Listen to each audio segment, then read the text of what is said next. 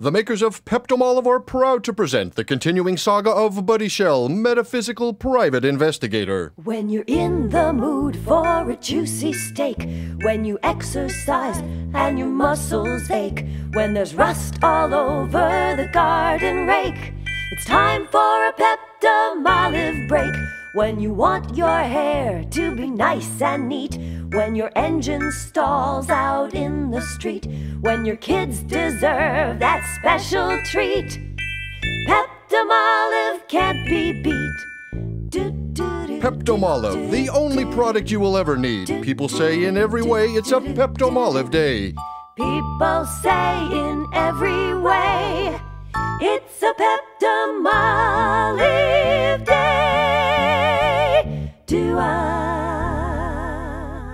Tonight's episode of Buddy Shell, Metaphysical Private Investigator is entitled, Well, All Right, Okay, You Win.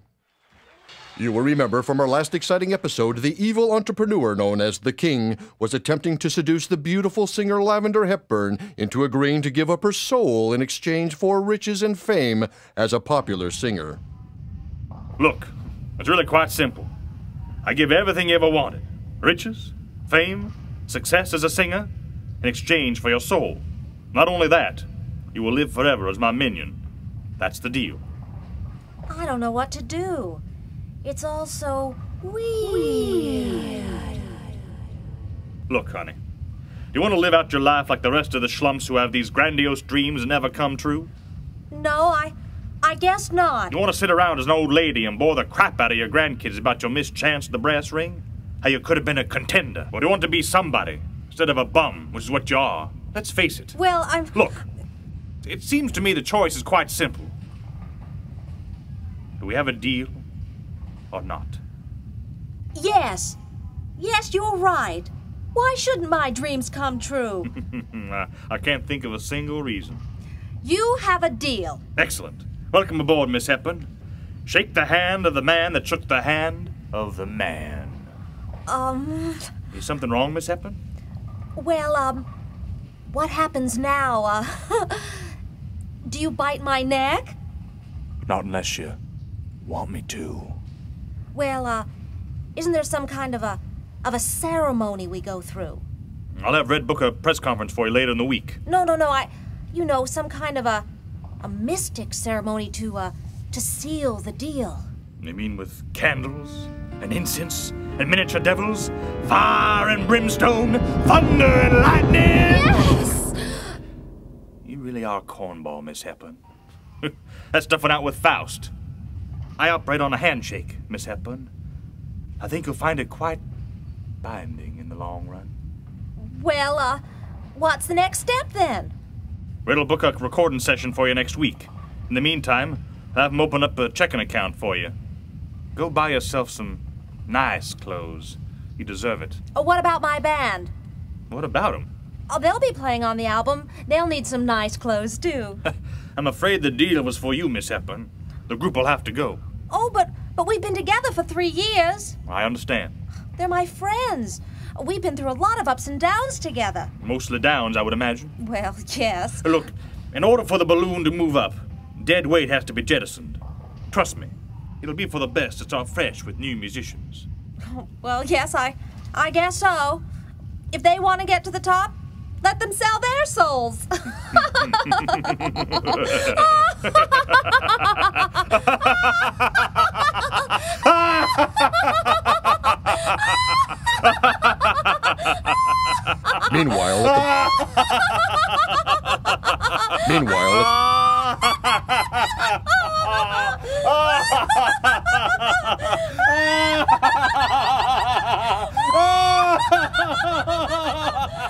Meanwhile, at the brand new Cultural Arts Center, security guards Seamus O'Malley and Shad Muldoon were making their usual nighttime rounds.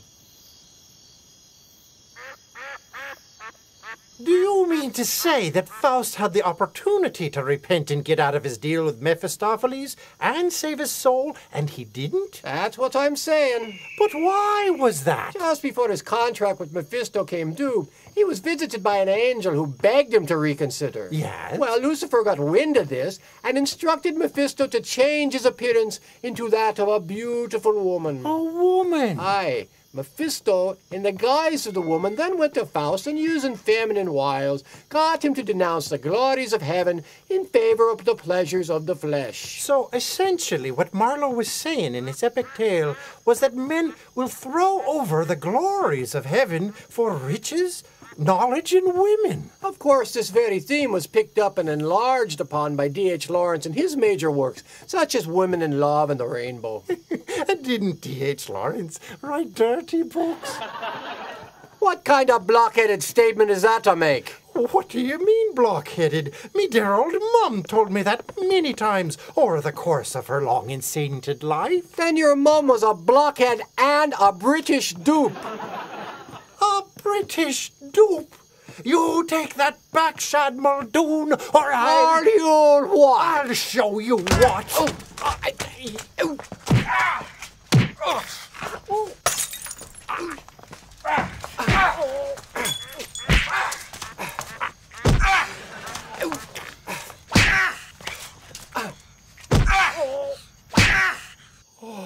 All right. So Lawrence didn't write dirty books. How come so many people carry that notion about? That was the prevailing notion of the day, which was of course promoted by the British authorities in order to deflect the populace from Lawrence's real message. And what was that now? That the Industrial Revolution was destroying the spirituality of the human race and indirectly the chemistry of love between men and... Jesus, Mary and Joseph. Seamus, look over there. What is it, Shad? It looks like 2 bodies this time. That makes 9 bodies in all. This is no time for counting bodies, you muttonhead. Quick, call the real cops. 2 more bodies. This is starting to get monotonous, isn't it?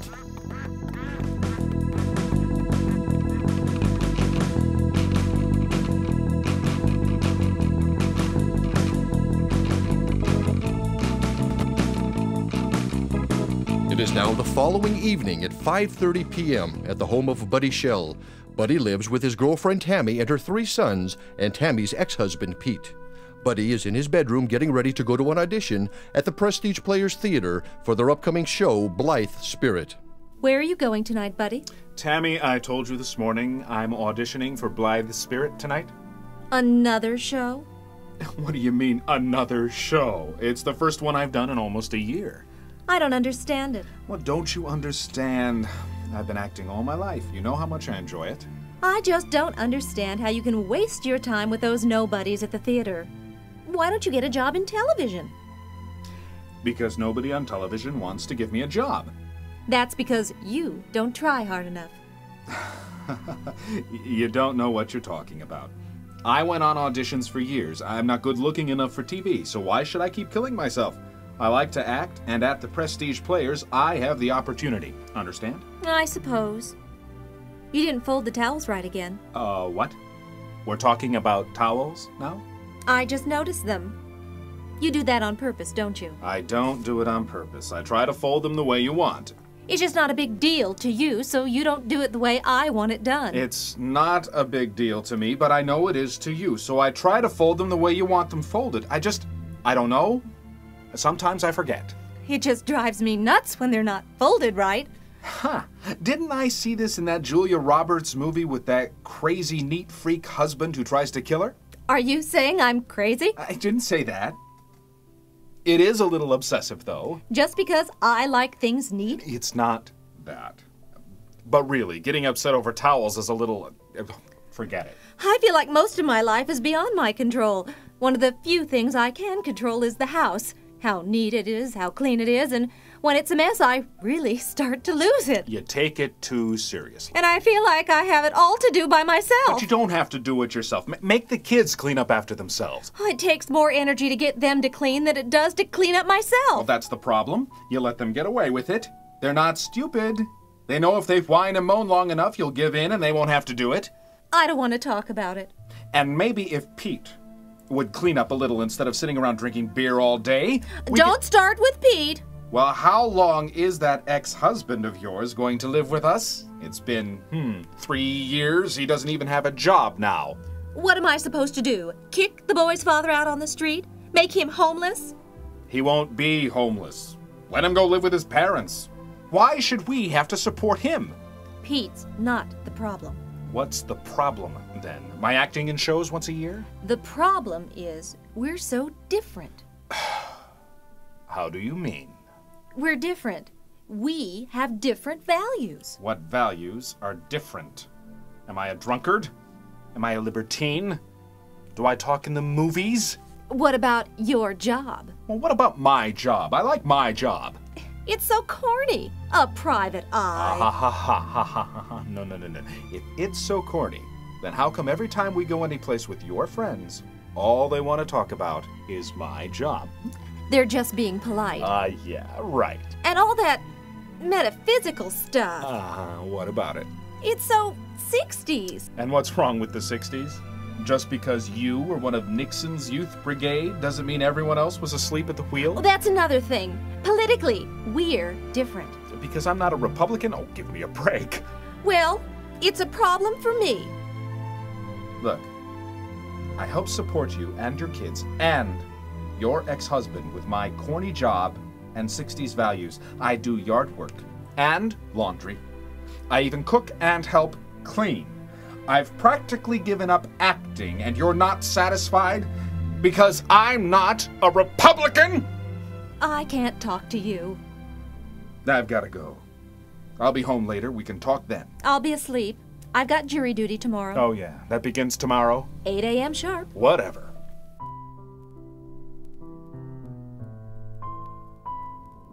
Buddy drove to the Prestige Players Theater. After parking his silver 1970 GTO in the parking lot, he walked quickly up the stairs leading to the theater. At the top of the stairs, he saw Maury McDonald McDougal, a fellow actor and rival of Buddy's. Hello, Maury. Oh, hello, buddy. Auditioning tonight, are you? I thought I'd give it a try. And what part, pray tell, will you be reading for this evening? I'd like to get Charles, the husband. The lead role, eh? That is a coincidence. You're reading for Charles, too? Yes. I feel I'm perfect for the role. Well, good luck. Of course, with Giles directing the show, it will be an uphill fight all the way to achieve any sort of quality performance. What do you mean? Giles is a good director. For a certain sort of lowbrow show, I suppose. He does play favorites. Name one director who doesn't. Yes. Well, act well your part, buddy. And the two actors walked into the theater where the audition would be held. The director, Giles Milcrest, bounds up to the stage. Good evening, one and all. It's so great to see you all here this evening. There are lots of familiar faces and some exciting new ones as well. This is simply marvelous. The show, of course, is Blythe Spirit, that wonderful comedy by Noel Coward. Rehearsals begin this Monday and will continue until the show opens on July 9th. Rehearsals are Monday, Tuesday, Wednesday at 7 p.m. sharp. What I'd like to do this evening is watch you to try to get an idea of what you can do. So, without further ado, let us begin. How are you? Hi. Hello. Good evening. Fine. Very good. Great. Very good. And you? Marvelous. Any questions? Rehearsals start Monday. Monday? I might have a problem with Tuesdays until the 12th. No questions. Wonderful. And where do you live? Santa Monica. The Valley? Studio City. Santa Buena. The Valley. West LA. What do you do for a living? I work for an accounting company. Waitress? I'm a graphic artist. I work at a newsstand. I'm an actor. Operator. And what will you be performing for us this evening? I'm going to do something from Waiting for Godot. From Death of a Salesman. Our town. Major Barbara. Zoo Story. Hamlet. Whenever you're ready. Pray you as I pronounced it to you trippingly on the tongue. But if you mouth it, as many of our players do, I had rather the town crier spoke my lines. Do I just start? Just go ahead. Okay. I bet he'd back you. 'Cause he thought a lot of you, Biff. I mean, they all do. You're well liked, Biff. A small man can get just as exhausted as a great man. He works for a company 36 years this March, opens up unheard of territories to their trademark, and now, in his old age, they take away his salary. Marvelous! We're actors. We pledged our identities secure in the conventions of our trade that someone would be watching. And then, gradually, no one was. Then it can't be since I was married or since the baby was born. I can choose a birthday at least, can't I? I choose my 12th birthday. All right. It's February 11th, 1899. Do you want any special time of day? I want the whole day. Where are you from originally? San Francisco. Detroit. Amarillo, Texas. L.A. There are neither good men nor scoundrels. There are just children of one father. And the sooner they stop calling each other names, the better. I work in a flower shop now. Metaphysical P.I. Actor. All right. The story of Jerry and the dog. What I'm going to tell you has something to do with how sometimes it's necessary to go a long distance out of the way in order to come back a short distance correctly. I'm beginning to come round to that opinion. All my life I've tried to put it from me, saying, Vladimir, be reasonable. You haven't yet tried everything. And I resumed the struggle. The noble Brutus hath told you Caesar was ambitious. If it were so, it was a grievous fault, and grievously hath Caesar answered for it. You work for Mr. Godot? Yes, sir. What do you do? I mind the goats, sir. Is he good to you? Yes, sir. He doesn't beat you? Oh, no, sir, not me. Whom does he beat? My brother, sir. Don't yell at her, Pop, will you? I was talking, wasn't I? I don't like you yelling at her all the time, and I'm telling you, that's all. But what are you taking over this house? That was wonderful! We didn't have time to look at one another. I didn't realize. So all that was going on and we never noticed. I knew him, Horatio. A fellow of infinite jest. He's your brother Jonathan! Where'd you get that face? Hollywood? Mr. Toop, I will not stay in that closet another minute! Good morrow, Kate.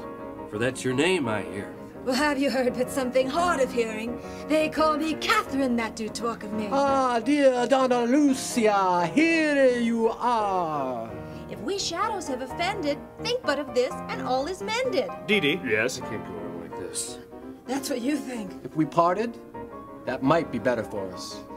We'll hang ourselves tomorrow, unless Godot comes. And if he comes, we'll be saved. Well, shall we go? Pull on your trousers. What? Pull on your trousers. You want me to pull off my trousers? pull on your trousers. True. Well, Shall we go? Yes, let's go. Take me back. Up the hill to my grave.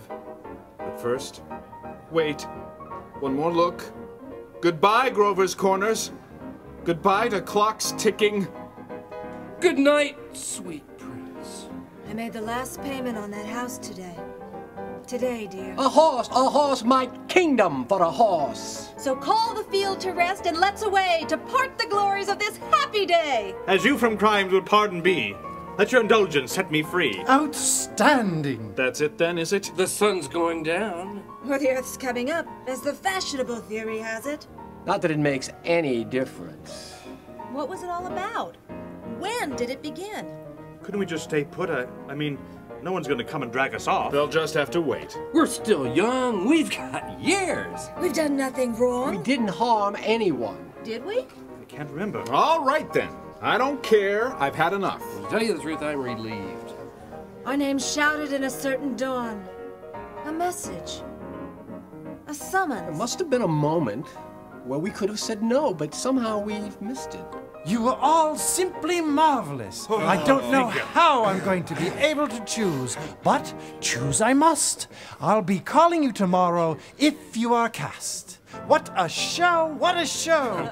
Thank you, and good night. And watch out for Harry Gans. Okay. Thank you, guys. Okay. Hey, see you. Watch out for again. Nice meeting you. See my pocketbook.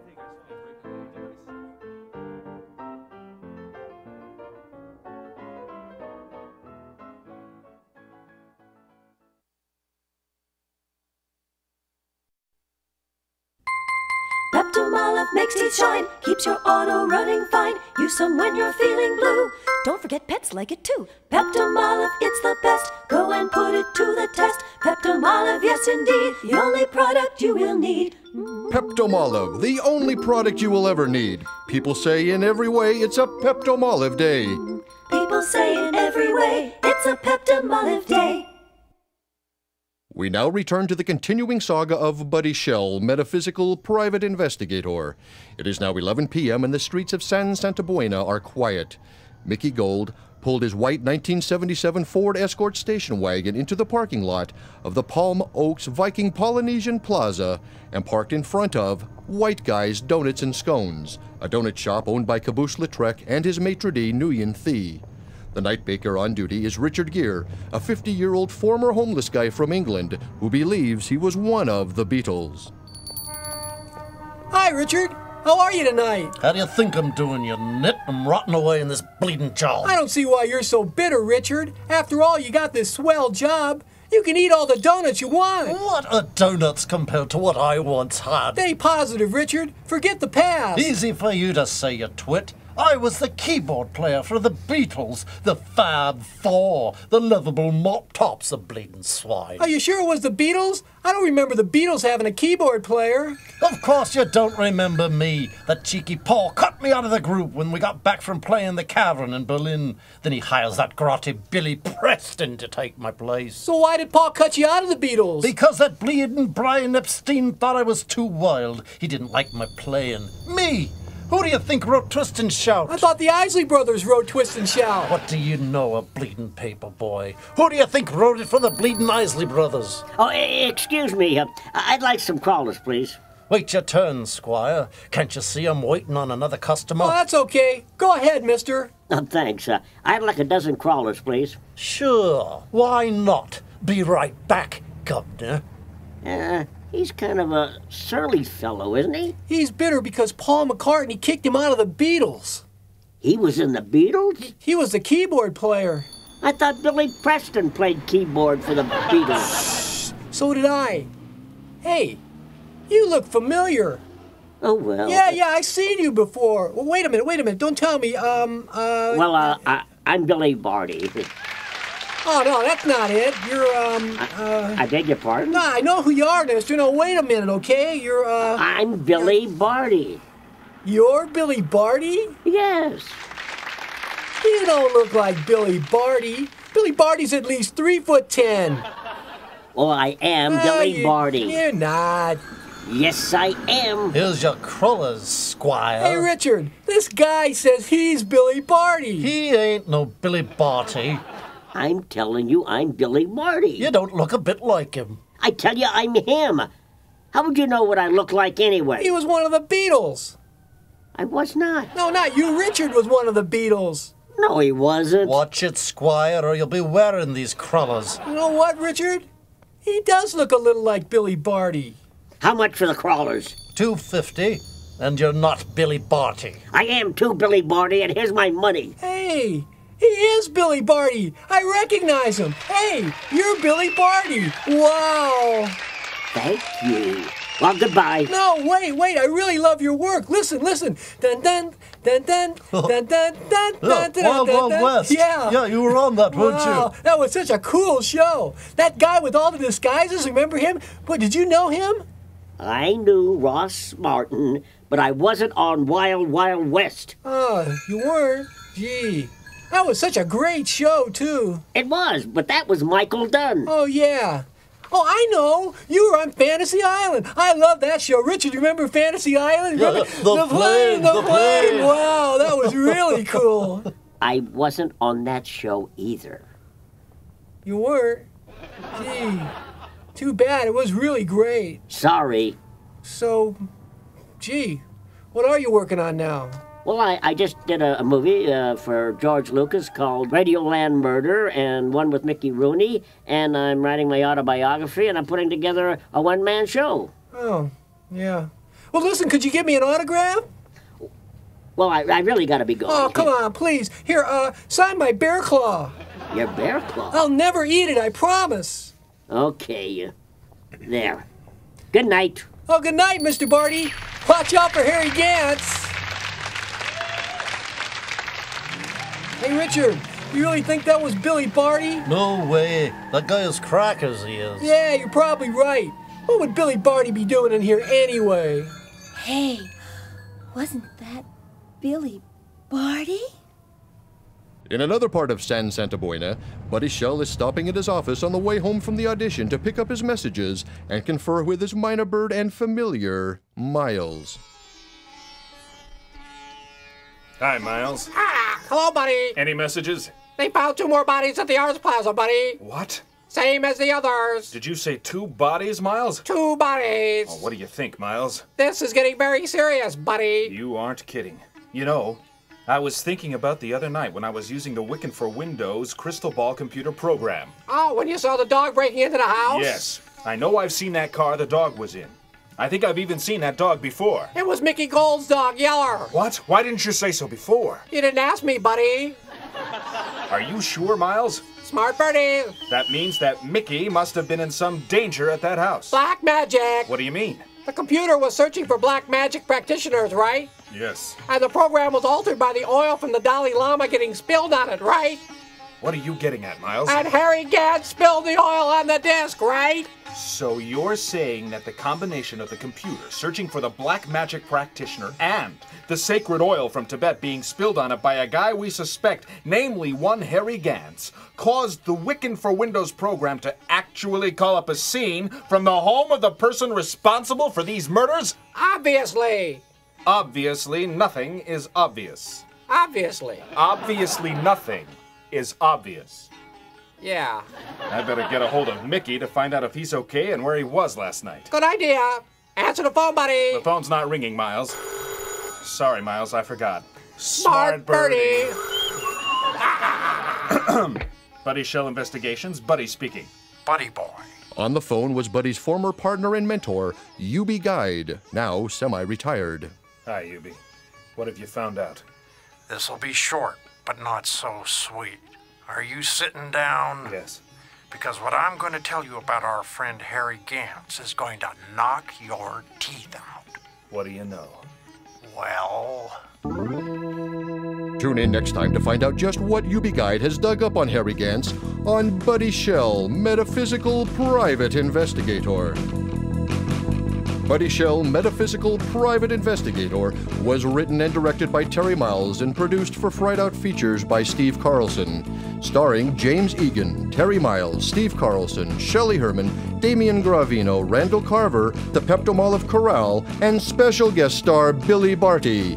Lou Thomas, Wizards the Controls. This is your announcer, Brent McCoy, reminding you to watch out for Harry Gantz.